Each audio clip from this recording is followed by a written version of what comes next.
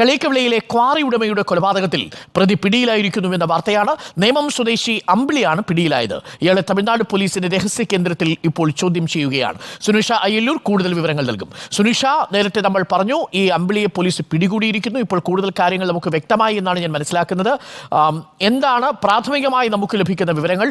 ഈ അമ്പിളിയും ഈ ദീപു മോഹനും തമ്മിലുള്ള ബന്ധം എന്തായിരുന്നു? കൊലപാതകത്തിലേക്ക് നയിച്ചത് എന്താണ്?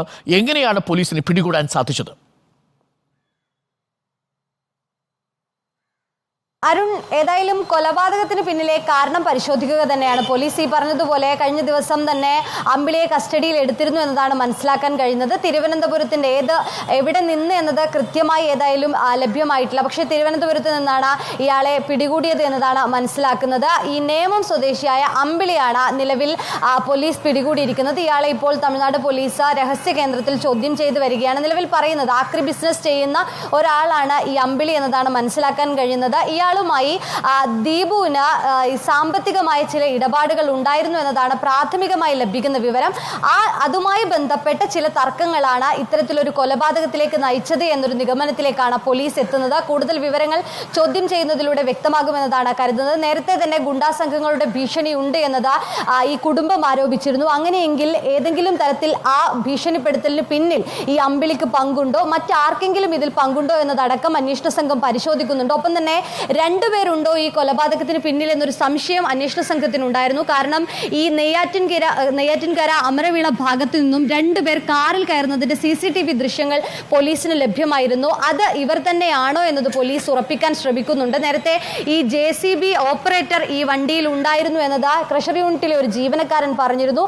ആ JCB ഓപ്പറേറ്റർ, നെയ്യാറ്റിൻകരയിലെ ഓപ്പറേറ്റർ ഇയാളാണോ അല്ലെങ്കിൽ മറ്റാരാണ് എന്നതടക്കമുള്ള പരിശോധനകളും അന്വേഷണ സംഘം നടത്തുന്നുണ്ട്. അത്തരത്തിൽ ചോദ്യം ചെയ്യലിലൂടെ കൂടുതൽ കാര്യങ്ങൾ ലഭ്യമാകുമെന്നൊരു നിഗമനത്തിൽ തന്നെയാണ് പോലീസ് ഏതായാലും ഉള്ളത്. അത്തരത്തിൽ സാമ്പത്തികമായ ഏതെങ്കിലും ഒരു ഇടപാടുണ്ടെങ്കിൽ അത് ഏത് രീതിയിലായിരുന്നു, എന്താണ് ഇതുമായി ബന്ധപ്പെട്ട പ്രശ്നം എന്നതാണ് മനസ്സിലാക്കുന്നത്. അതുകൊണ്ട് തന്നെ ദീപുവിന്റെ ബിസിനസ് പാർട്ട്ണർമാർ, ഒപ്പം തന്നെ ദീപുവുമായി അടുത്ത പരിചയമുള്ളവർ, മറ്റ് സുഹൃത്തുക്കളെയൊക്കെ തന്നെയും ചോദ്യം ചെയ്യുന്നതും തുടരുകയാണ്. അമ്പിളിയെ ചോദ്യം ചെയ്യുന്നതോടുകൂടി കൂടുതൽ പേർ ഇതിൽ പങ്കാളിയായിട്ടുണ്ടോ എങ്കിൽ എന്താണ് ഈ കൊലപാതകത്തിന് പിന്നിൽ, എവിടെ വെച്ചാണ്? നേരത്തെ തന്നെ പോലീസ് അന്വേഷണ സംഘം പറഞ്ഞിരുന്നു, ഒരു 10 ലക്ഷത്തിന് വേണ്ടിയോ അല്ലെങ്കിൽ ഈ മൊബൈൽ ഫോൺ തട്ടിയെടുക്കാൻ വേണ്ടിയോ ഒരാളെ കഴുത്തറുത്ത് കൊല്ലുന്ന ഒരു സാഹചര്യമല്ല, പകരം മറ്റെന്തോ ഒരു മോട്ടീവ് ഇതിന് പിന്നിലുണ്ട് എന്നതാണ്. ഏതായാലും അത് കണ്ടുപിടിക്കുക തന്നെയാണ് പോലീസ്. അല്പസമയത്തിനകം തന്നെ ചോദ്യം ചെയ്യൽ തുടരുകയാണ്.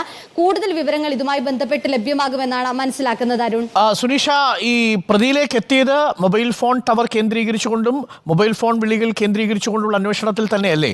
കാരണം ഈ മൊബൈൽ ഫോൺ തന്നെ കാണാതായിരുന്നു എന്നുള്ളതാണ്. അപ്പോൾ തന്നെ നമ്മൾ വിചാരിച്ചു കൃത്യമായിട്ട് പ്രതി മൊബൈൽ ഫോണും കൂടി എടുത്തുകൊണ്ട് പോകുമ്പോൾ വളരെ ഈസി ആയിട്ട് പോലീസിന് ട്രാക്ക് ചെയ്യാൻ സാധിക്കും. അങ്ങനെയാണോ പോലീസ് പ്രതിയിലേക്ക് എത്തിയത്?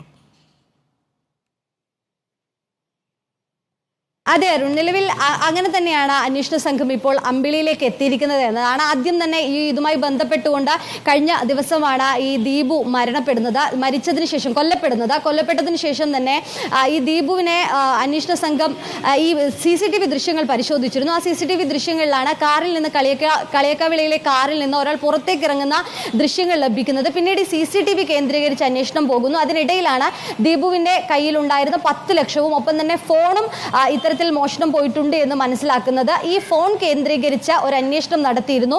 കളിയക്കാവിളയിൽ നിന്നും പിന്നീട് എങ്ങോട്ടാണ് ഈ ലൊക്കേഷൻ മാറിയത്, പിന്നീട് ദീപുവിന്റെ ഈ ഫോണിലേക്ക് വന്ന കോളുകൾ, മറ്റ് മെസ്സേജുകൾ, അതൊക്കെ തന്നെയും അന്വേഷണ സംഘം വിശദമായ പരിശോധനയ്ക്ക് വിധേയമാക്കിയിരുന്നു.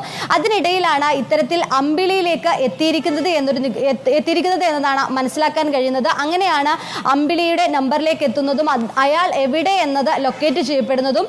അങ്ങനെ കഴിഞ്ഞ ദിവസം അയാളെ പിടികൂടുകയായിരുന്നു എന്നതാണ് മനസ്സിലാക്കുന്നത്. ഏതായാലും നിലവിൽ ഈ നേമം സ്വദേശിയായ അമ്പിളിയാണ് പിടിയിലുള്ളത്. മറ്റാർക്കെങ്കിലും ഉണ്ടോ പങ്ക് എന്നതുകൂടി പരിശോധിക്കുകയാണ്. അതുകൊണ്ട് തന്നെ ഇയാളുമായി ബന്ധപ്പെട്ടുകൊണ്ട് ഇയാളെ ചോദ്യം ചെയ്യുന്നതിലൂടെ മറ്റ് ഗൂഢാലോചനകൾ, മറ്റു പേർക്ക് ആർക്കെങ്കിലും പങ്കുണ്ടോ എന്നതിലേക്ക് കൂടി കടക്കാൻ കഴിയുമെന്നൊരു വിശ്വാസത്തിലേക്ക് തന്നെയാണ് പോലീസ് എത്തുന്നത്. ഓക്കെ, താങ്ക് യു സുനിഷ അയ്യല്ലൂരാണ് വിവരങ്ങൾ നൽകിയത്.